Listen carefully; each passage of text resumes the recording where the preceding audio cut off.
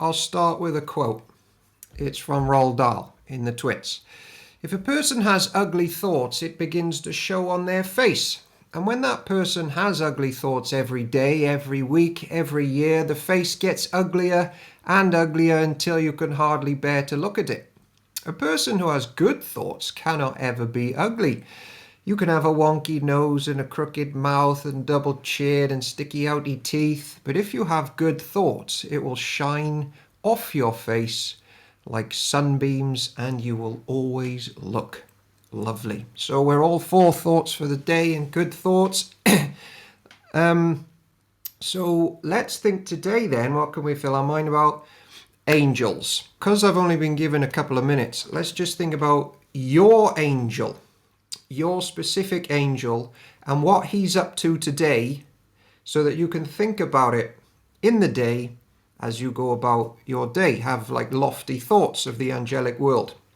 Here's a verse that causes modern Christian philosophizing commentators to run a mile. And it's when Jesus said that an angel of even the youngest believer sees the face of the Father in heaven. So here's Matthew 18:10.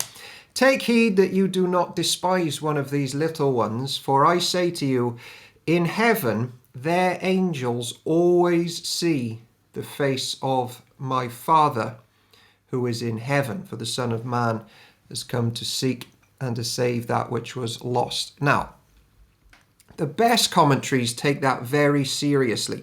Some of mine that I've got are completely disastrous and just basically say, without any warrant or reason, they just come out and say it.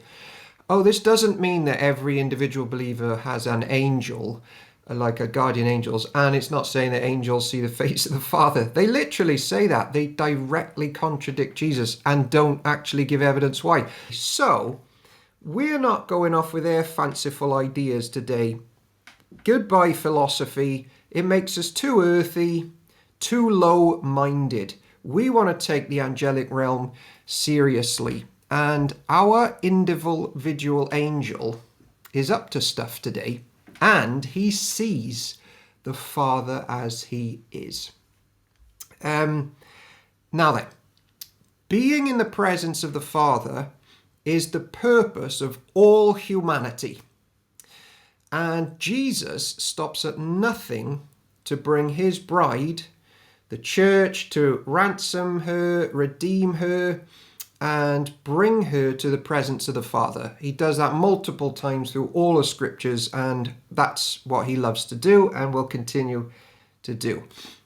But sometimes to accomplish his kingdom work, he uses people. Bible says, like, we can be co-workers with the living God to bring his kingdom on earth. But he also uses angels to do his work in redeeming the bride, in redeeming you. If you are a baptized, Jesus-centered church member, I want to show you this morning how determined your angel is and his friends in bringing you to the presence of the living God, like in mini form today and finally on that great day in full form. In the Bible, angels have forms. They don't have flesh and bones, but they're solid. They're only in one place at one time. In Genesis 18, they turn up and Abraham wants to wash their feet. Yours has form, and him and his friends are pretty well ordered.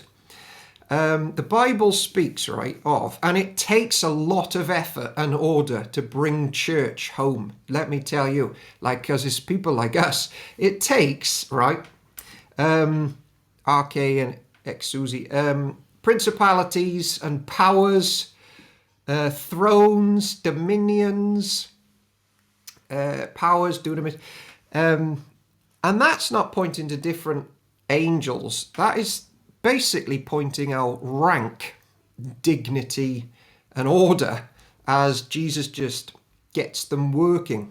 All of that to say, to come full circle, all of the angelic beings in the armies above, including yours, their main role is to serve church. and church members. Here's Hebrews 1:14. Are not all angels ministering spirits sent to serve those who inherit salvation? Just check out Psalm 103 and 4 as homework, or Daniel 7 to see that in action. But so in the Lord's eyes, those beings, as great as they are not greater than you and me, which is an incredible thought when you realize what we're capable of doing each and every day, and the evil that we can get into. They serve us. And best of all, as we wrap all this up, this is why they bother to do that. It's because they have an obsession with Jesus. Hebrews 1:6, all the angels of God just worship him. They are glued to Jesus. In Luke 1 and 2, they're there at his birth. In Matthew 4, they're there at his temptation. In Luke 22, they're there in the moments of agony. In Matthew 28, they're there at his resurrection. In Acts 1, they're there at the ascension. And they're coming again in 2 Thessalonians 1 at his great return. You can't split them up. They preserve his creation and society in Revelation 14 and 16. They bring his judgments at his bidding in Daniel 4 and Acts 12, Matthew 13. And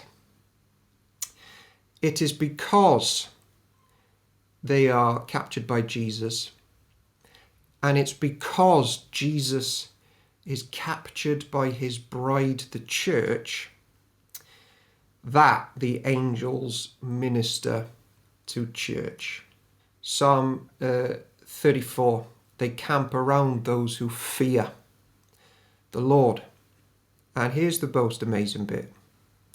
It basically takes your angel and a ton of his friends, an army, to keep you from yourself and just destroying yourself today.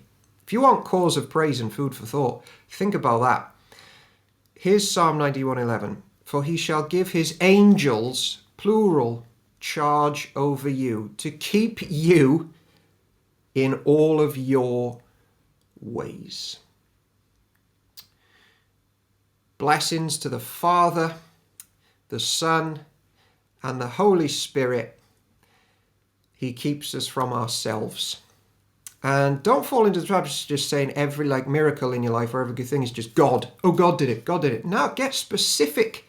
He's going through effort to keep us each and every day, employing people and beings and powers to keep us till that final day where we cast our crowns before him. I think it's possible to so think on heavenly things today, we'll begin to be as heavenly minded as Elijah, who in 2 Kings 6 prayed, open his eyes, Lord, that he may see. Then the Lord opened the servant's eyes, and he looked and saw the hills full of horses and chariots of fire all around Elisha.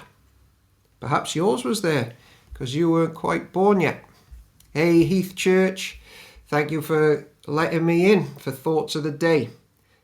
Adios for now.